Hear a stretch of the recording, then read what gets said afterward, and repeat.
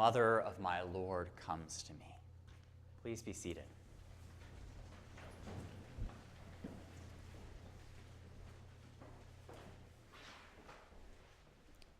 It was 2 days before Christmas. I was in a church somewhere in or around Jerusalem and found myself kneeling before an icon of Mary, holding the infant Jesus in her arms. I could feel tears starting to well up in me from somewhere that I could not name and did not know. I knelt there in her presence, not knowing quite what had brought me there or what I was getting from the experience, but just knowing that that was exactly where I needed to be. A friend and I had traveled to the Holy Land on Christmas break from our year of teaching English in the Republic of Georgia, because our organization was willing to fly us home for Christmas break or anywhere that would be the same price or cheaper. So being 22 and full of a spirit of adventure, we realized we were already in that part of the world. Why not make our way to the Holy Land?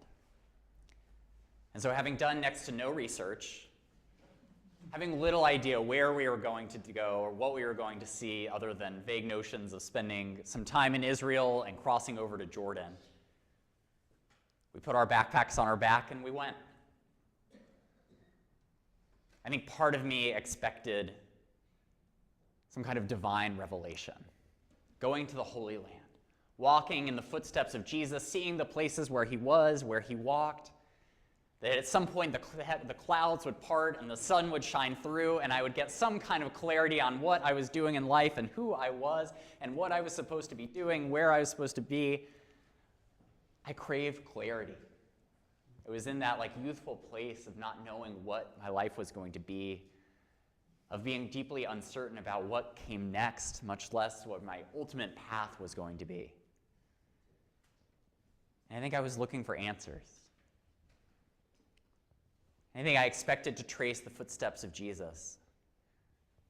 But what I found was that while I was there was I kept being drawn towards Mary, towards his mother.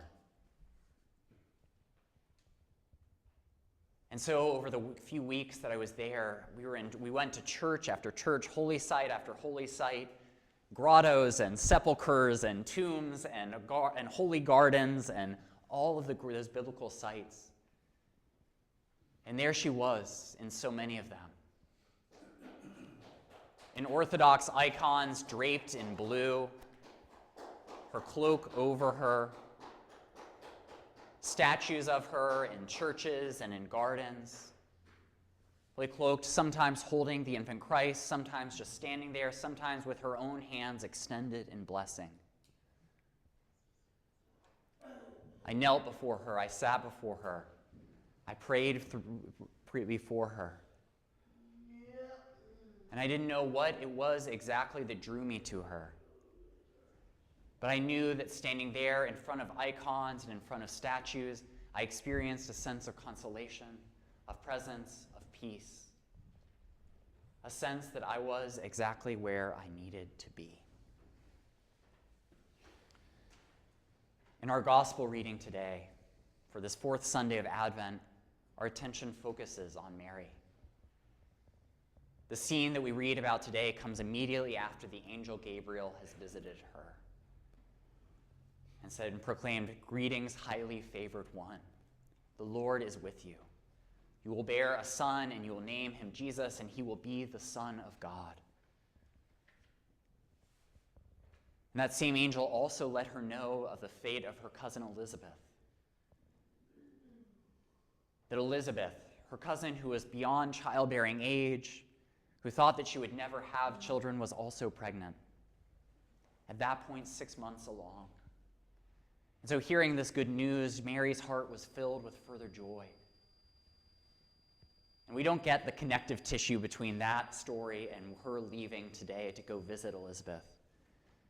But I can imagine that what she sought in departing to go visit her cousin was the hope that she would find in her someone who would understand. That Elizabeth was someone also who was looking ahead to a fate that she never could have expected for herself. whose life was taking an unexpected turn, who had suddenly found herself standing in the stream of God's unfolding story for the people of Israel and for the world as a whole. And so Mary makes the arduous journey to go see her cousin, who welcomes her with open arms, who embraces her, who says, "Greetings. Who am I that the mother of my Lord should show up to me? I felt the child leaping in my womb to greet you." It's this moment of excitement, of joy, of recognition of their shared calling, that the two of them had a part to play in the unfolding story of God's love, of God's revelation to the world, of God's salvation of the people of Israel.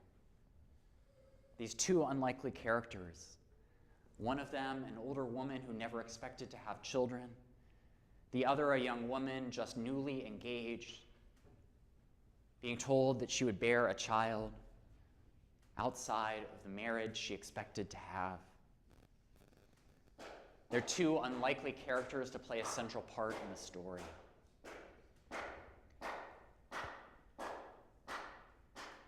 I grew up in the Episcopal Church, and I never had much of a relationship with Mary. I knew she was part of the story, an important part. We read about her in Advent and at Christmas, that she was the one who brought Jesus into the world. But so much of the focus was on him. My mother had grown up Catholic, but whatever Marian devotion she had absorbed in her youth did not make its way down to me. In the church that I grew up in, there were no statues, there were no images, there were no depictions of Mary. And so it was something that I was discovering anew in my time both living in Orthodox countries, but also there in the Holy Land. And what I discovered being there in those holy sites, in those holy places, was that the words that Mary spoke, her yes, her affirmation of God's call to her to be the God-bearer, to be the one who brought Jesus Christ into the world. It was that yes that was reaching out to me in each of those places. And her yes is echoed by the yes that Elizabeth says to her own calling, to bringing John the Baptist into the world, who will make straight the ways of the Lord, who will prepare the paths for Jesus to walk in. And so this scene, this unfolding meeting of Mary and Elizabeth, is about their shared calling and their willingness to say yes to God, to take a path that they never could have predicted for themselves, and to follow God each step that God is leading them along.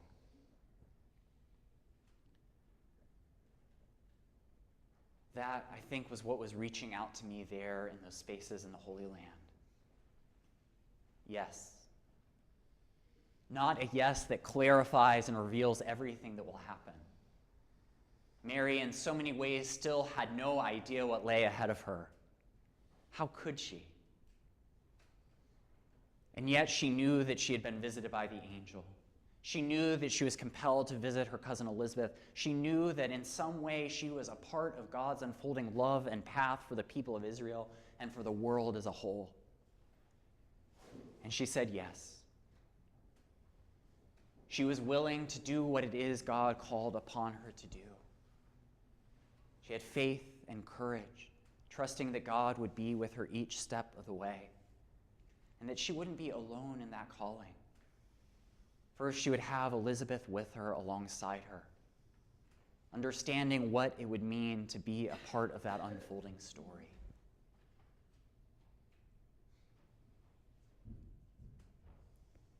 There in the Holy Land, the clouds never parted.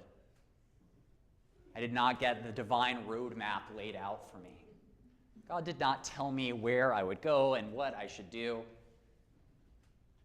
I had no idea that 13 years later, I would be standing in front of a congregation in a church in Durham, New Hampshire, talking about those experiences. But I experienced Mary's yes speaking to me, and a desire welling up within me to say yes when the time came. to say yes to each next fork in the road, to say yes to following where it is where I in my heart knew that God was leading me. I didn't know what that path was. But through the comfort, the peace, through the consolation I received there in that space, I felt like I had some renewed courage to say yes each step of the way.